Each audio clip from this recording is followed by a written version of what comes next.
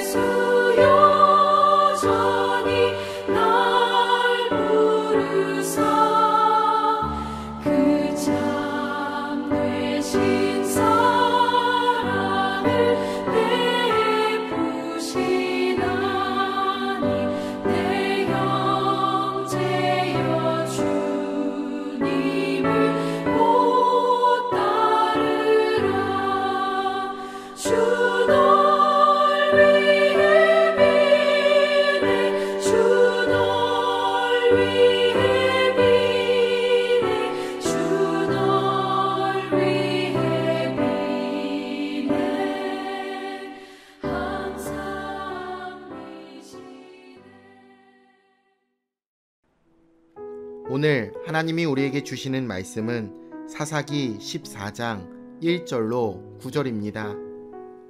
14장. 삼손이 딥나에 내려가서 거기서 블레셋 사람의 딸들 중에서 한 여자를 보고 올라와서 자기 부모에게 말하여 이르되 내가 딥나에서 블레셋 사람의 딸들 중에서 한 여자를 보았사오니 이제 그를 맞이하여 내 아내로 삼게 하소서 하매 그의 부모가 그에게 이르되 내 형제들의 딸들 중에나 내 백성 중에 어찌 여자가 없어서 내가 할례 받지 아니한 블레셋 사람에게 가서 아내를 맞으려 하느냐 하니 삼손이 그의 아버지에게 이르되 내가 그 여자를 좋아하오니 나를 위하여 그 여자를 데려오소서 하니라. 그때 블레셋 사람이 이스라엘을 다스린 까닭에 삼손이 틈을 타서 블레셋 사람을 치려 함이었으나 그의 부모는 이 일이 여호와께로부터 나온 것인 줄은 알지 못하였더라. 삼손이 그의 부모와 함께 딥나에 내려가 딥나의 포도원에 이른즉 젊은 사자가 그를 보고 소리 지르는지라. 여호와의 영이 삼손에게 강하게 임하니 그가 손에 아무것도 없이 그 사자를 염소 새끼를 찢는 것 같이 찢었으나 그는 자기가 행한 일을 부모에게 알리지 아니하였더라. 그가 내려가서 그 여자와 말하니 그 여자가 삼손의 눈에 들었더라. 얼마 후에 삼손이 그 여자를 맞이하려고 다시 가다가 돌이켜 그 사자의 죽음을 본즉 사자의 몸에 벌떼와 꿀이 있는지라. 손으로 그 꿀을 떠서 걸어가며 먹고 그의 부모에게 이르러 그들에게 그것을 들여서 먹게 하였으나 그 꿀을 사자의 몸에서 떠왔다고는 알리지 아니하였더라.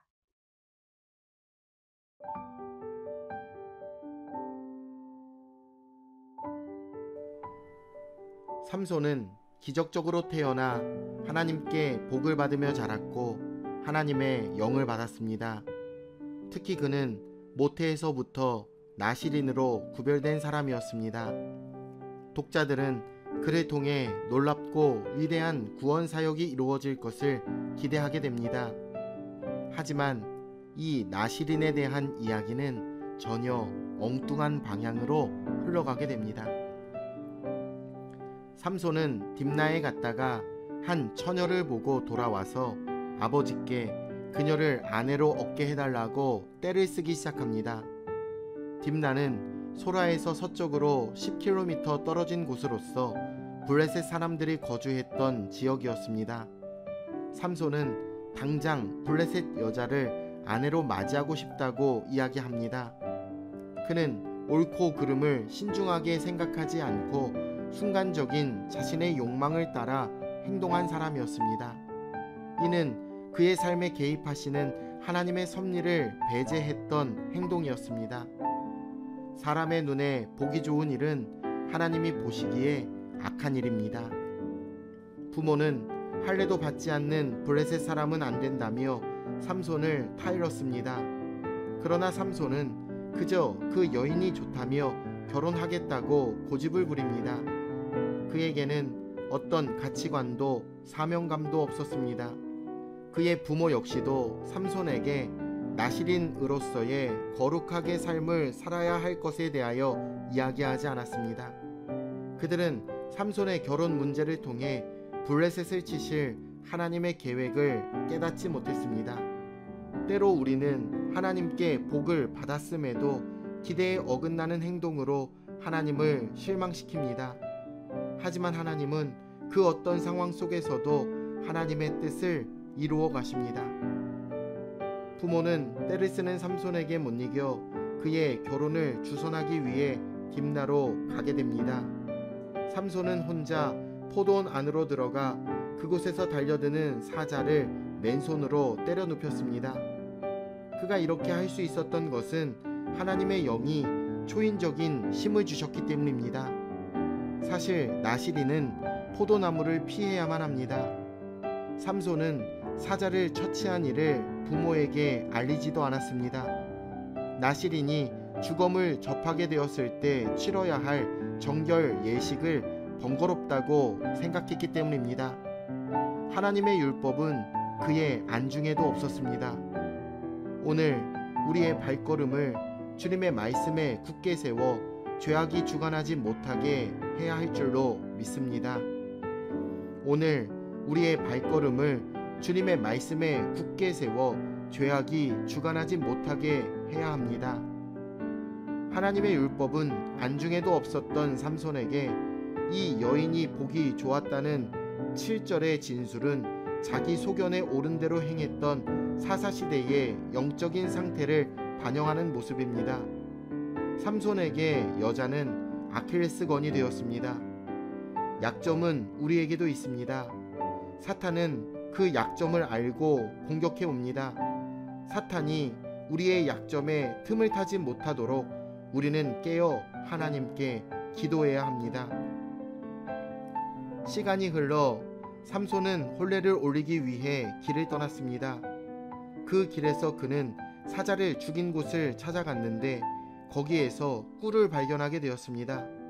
그는 그 꿀을 먹고 부모에게도 주었습니다. 하지만 그 꿀이 사자의 주검에 있었다고 말하지 않았습니다. 주검을 만지면 부정해지기 때문입니다. 삼손은 자신과 그의 부모까지도 부정하게 만들어버렸습니다. 인간의 패역함에는 한계가 없습니다.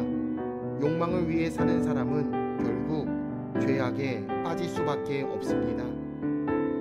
삼손에 대한 기대가 큰 만큼 그 실망감도 크다는 것을 오늘 우리는 확인하게 됩니다. 그는 자기 민족을 이방인의 손에서 구원해낼 사사이자 나실인으로서 하나님의 부름을 받게 되었지만 그 기대를 완전히 저버리게 됩니다. 자신의 욕망에 충실하게 살면 하나님을 실망시킬 수밖에 없습니다. 하나님의 뜻대로 거룩한 삶을 살아 하나님의 기대를 저버리지 않게 되시길 예수님의 이름으로 축원합니다. 내일 주일 예배 때 뵙겠습니다.